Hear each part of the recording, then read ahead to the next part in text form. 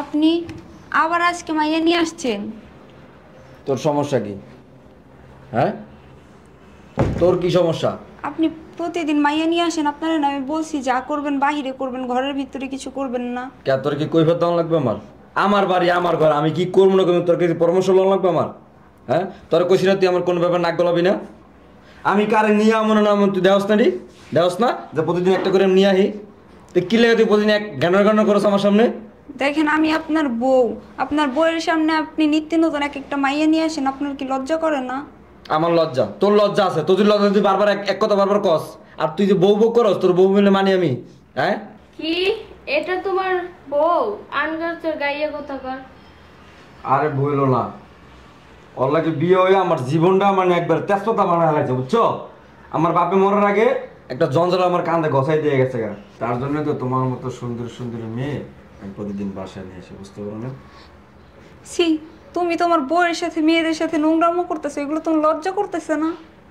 দেখ তুই যদি বেশি বাড়াবাড়ি করছ না তাহলে কিন্তু আমার বাপে যে তোর এই যে উড়াই দিয়ে গেছে না, এটা আমি ভুলাতাম কিন্তু কইলাম একবার লাইতে বাসাতে পারি কই দিম। তুই যদি ফারদার যদি আমার কোনো কাজে বাধা দেস এ বলে দিলাম। আর কি কথা বলে গায়া বউর সাথে? চলো চলো ডার্লিং। এই শোনেন না, দাঁড়ান, এরকম কইরেন না, শোনেন না।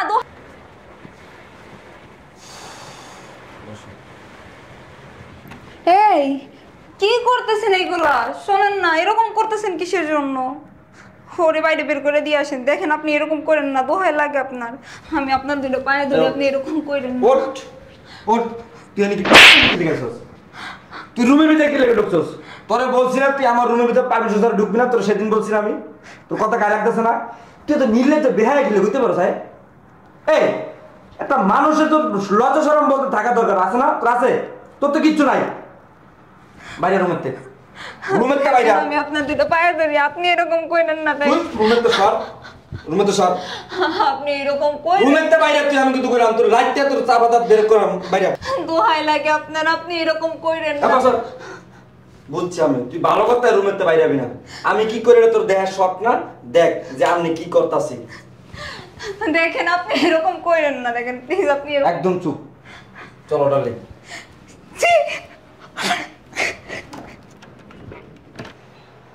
এই জায়গায় শুরু করবো নাকি? তোমার বাসায় কেউ নাই? আছে একটা না থাকবার মতো, এটা সমস্যা নেই, চলো। আরে আবার আপনি আজকে আরেকটা মাইয়া নিয়ে আইছেন, কি শুরু করছেন এগুলো আপনি? এটা কি তোমার বাসার কাজের লোক নাকি? কাজের লোকের মতো নেই মানে? মানে বোঝো না? আমার বিবাহিত স্ত্রী। তোমার স্ত্রী থাকতে আবার তুমি মেয়ে মানুষ হলো কেন বাইরে থেকে? আরে কি আমার লাগে কোন জায়গাতে দা দেখছো, ড্রেস আপ দেখছো? হ্যাঁ, একটা কাজের মেয়ের যে ন্যূনতম সম্মান ওর ভিতরে কিছু আছে? কিচ্ছু না এর ভিতরে। আমার বাপে মরার আগে ওরে আমার ঘরে চাপাই দিয়া গেছে গা, আমি অতিষ্ঠ হয়ে গেছি গা। তোরে বাসাতে বাইরে করবো না, আমার বাইরে দিতে বাহন। দেখেন আমি আপনার দুটো পায়ে পড়ি, আপনি এরকম কইরেন না। দেখেন আমি যদি কোনো ভুল করে থাকি, ভুলের শাস্তি আমারে দেন। আপনি নিত্য নতুন এরকম করে মাইয়ে নিয়ে আসেন না। দেখেন আমার কষ্ট হয়, আপনি একটু বোঝেন। আমার কষ্ট হইতেছে, ভুল তোর না, ভুল আমার। যে কে লিখে তোর এখন আমার বাসায় রাখছি, এইটা আমার ভুল হইতেছে, অপরাধ আমার। আমার শাস্তি দে। দেখেন হাজার হইলেও তো আমি আপনার বউ না।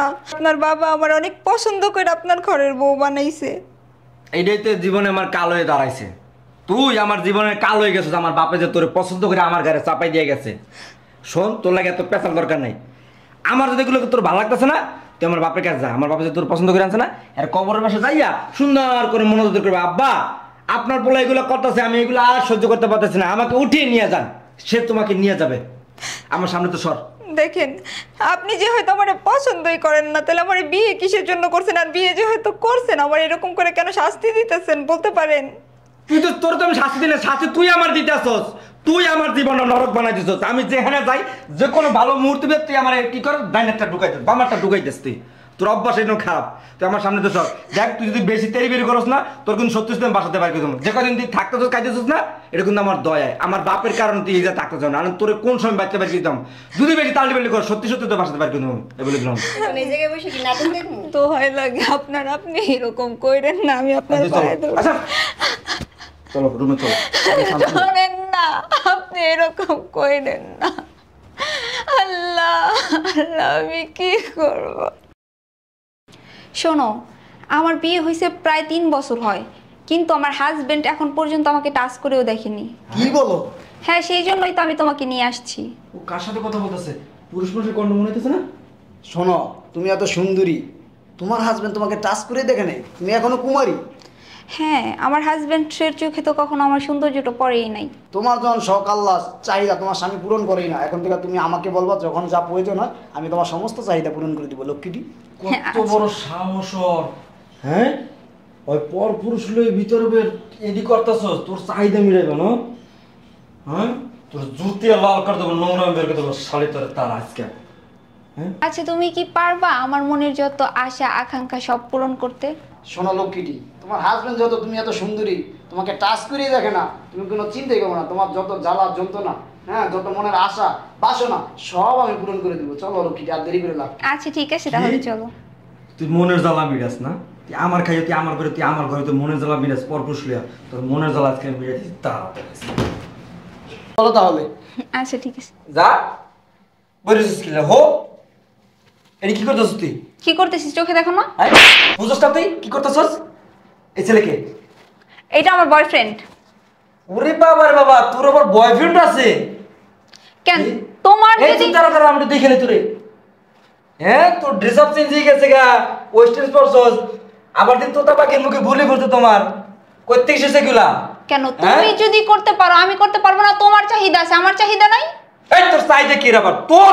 তোর মতো মাছ চাইদে কি রে? গাইয়া খাত তোর চাইদে কি রে আবার? তুই আমার খাইতে আমার বলে তুই আমার মাথা তুই রঙ্গলীলা করস পর বুঝলিয়া? হ্যাঁ, তুমি যদি আমার সামনে করতে পারো রঙ্গলীলা, তাহলে আমি কেন পারবো না? এই তোর সাথে আমার সাথে জোড়া? আমি কে? আমি তোর স্বামী, তুই আমার লাগে জোড়া দেস? তো আমিও তোমার বউ, আমি তোমার বউ, আমি তোমার বউ হয়ে তুমি আমার স্বামী হইয়া তুমি আমার হক কিসের জন্য অন্য মেয়েরে দাও? একদম চুপ, তুই আমার কোনো মুখে মুখে তর্ক করবি না। তোরে দেখতেছে দাঁড়া। এ বেটা ও তুই কি করস? কি করি আমি? এখানে কি করি? তুই কত বড় সাহস, তুই আমার গায়ে হাত দিতেছ? এই বেটা, তুই সাহসের কি দেখছস? হ্যাঁ, তুই ওর কি স্বামী? তুই ওর স্বামী? এ বেটা, তুই পুরুষ, তুই তো একটা কা পুরুষ বেটা। তোর স্বামী মিলা পরিচয় দিতে তোর ঘৃণা করে না, তোর লজ্জা করে না? এ বেটা মুখ সামনে কথা বলিস। একদম চুপ, আর একটা কথা বলবি না। তুই কি ভাবছস যে তোর মতো সবার চরিত্র খারাপ? হ্যাঁ, তোর মতো সবার চরিত্র খারাপ? তুই কি ভাবছস আমরা এখানে নোংরামি করতেছি? এ বেটা কি করছিস? এতক্ষণ আমি দেখছি না, শুনছি না মিডি? তুই কি শুনছস? কি করতেছ তোরা? বিছতে হইতে যাইতেছস, এটা করলো সেটা করলো। আর একটা কথা বলবি না, আর একটা বাজে কথা বলবি না। তোর মতো সবার বাজে ভাবস? হ্যাঁ, তোর চরিত্র খারাপ দেখে কি সবার চরিত্র খারাপ? আরে বেটা শোন, তুই যে বলতাছস যে তোর স্ত্রী তোর কোনো স্বামী হওয়া তোর কোনো যোগ্যতা আছে? শুধু বিয়ে করলে কি স্বামী হওয়া যায়? হ্যাঁ, এই বেটা, বিয়ে করলে স্বামী হওয়া যায়? আচ্ছা, এখন আমাদের এই কথা শুনে তোর এত খারাপ লাগছে, এত জ্বলছে?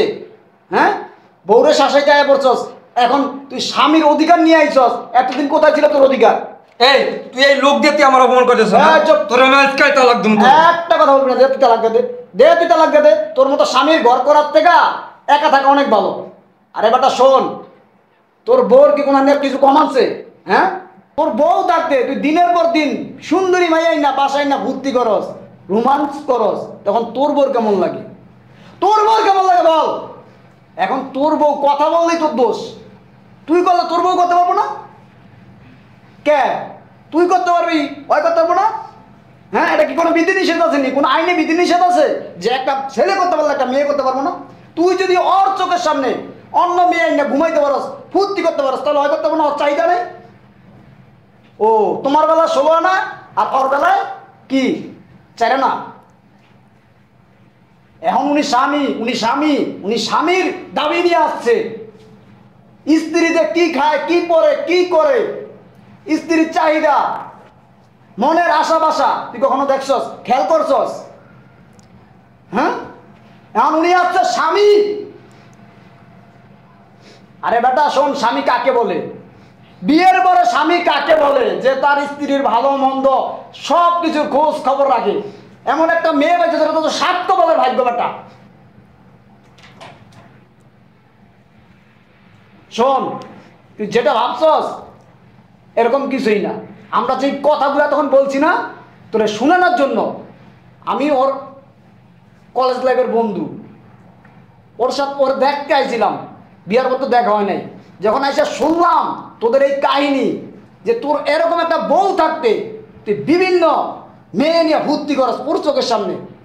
তখন আমি বললাম ওরে যে শোন, তো স্বামীর একটা শিক্ষা দেওয়া দরকার, তাই এই কথাগুলো বলছি যে তোর যাতে শিক্ষা হয়।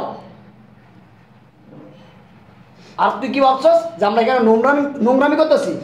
হ্যাঁ, মানে তোর মতো সবার চরিত্র খারাপ। আসলে আমি বুঝতে পারি না, আমি তো বাস্তবতা আমার রুমের ভিতরে কি নাকি ওই যে যে যেরকম হ্যাঁ ওইভাবেই চিন্তা করে। কথায় আছে না, ওই চোর গেছে চুরি করতে আর ইমাম সাহেব বাইরেছে নামাজ পড়াইতে মসজিদে আজান দিতে, চোরে ভাবছে কি যে হ্যাঁ মনে হয় চুরি করতে বাইরেছে। বুঝছো তোর দোষে যেরকম। সরি ভাই, আসলে আমি বুঝতে পারি না, বুঝছেন? মানে আমি আসলে মানে মেয়ে মানুষের পাল্লা করে মানে নেশা একবার আকৃষ্ট হয়ে গেছিলাম।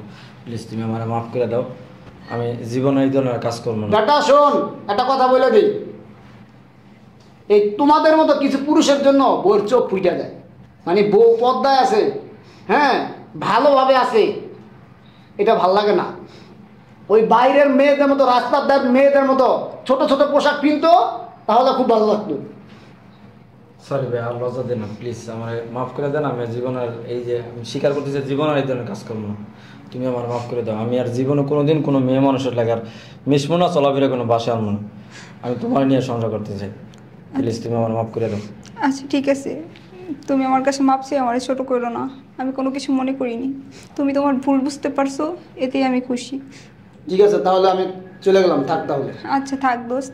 ভাইয়া থাকেন তাহলে, খাওয়া দাওয়া করে যাই। না ভাইয়া শোনেন, মনে কষ্ট পেয়েন না, আমার ব্যবহারের জন্য আমি দুঃখিত।